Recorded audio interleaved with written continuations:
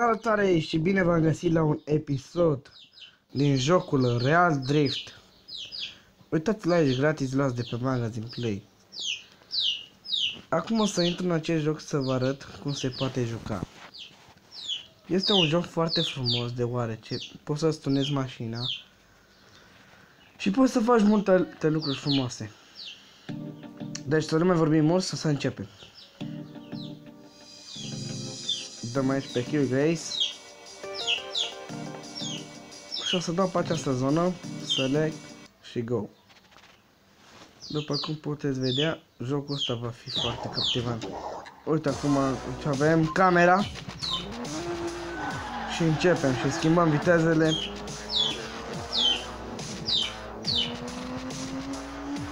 După cum puteți vedea,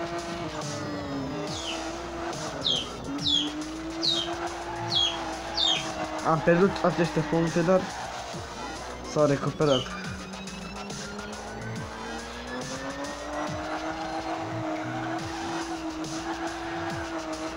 Nu uitați să dați like și share la acest videoclip.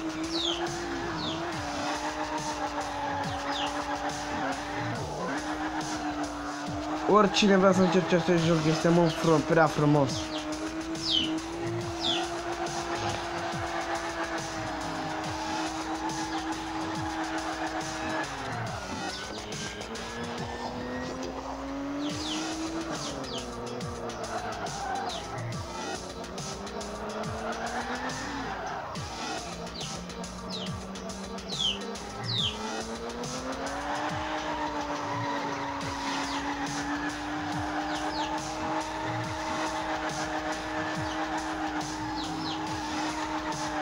Fiți atenți puțin.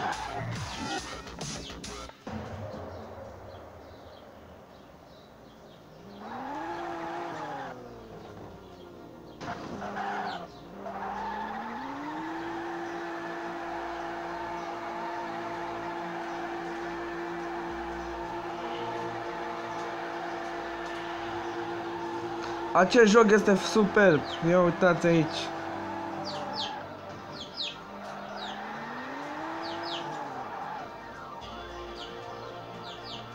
Iar acum începe adrenalina, fiți atenți.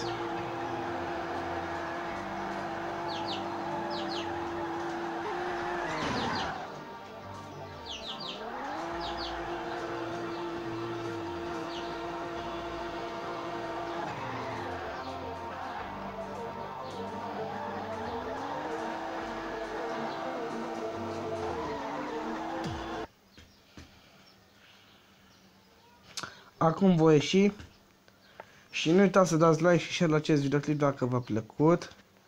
Și acum vă voi arăta de unde puteți să vă tunați mașina.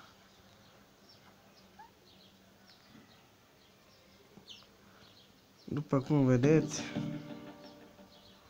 uite, dăm pe... Stați să văd câți bani am. Așa. Acum de la mine este puțin modificat la ea. Kill Grace, așa.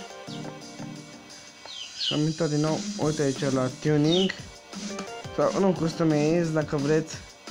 Și uitați niște genți foarte frumoase de mașină. Uite, astea sunt super șmechere, uitați.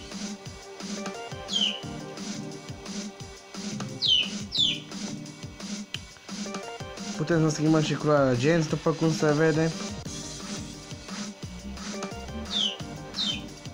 Să și schimbăm culoarea la mașină.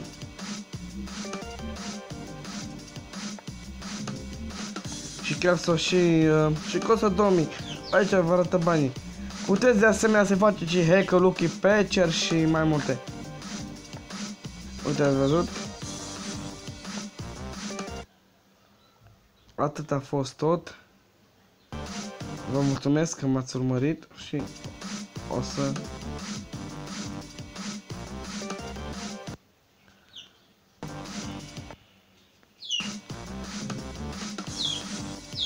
Pa!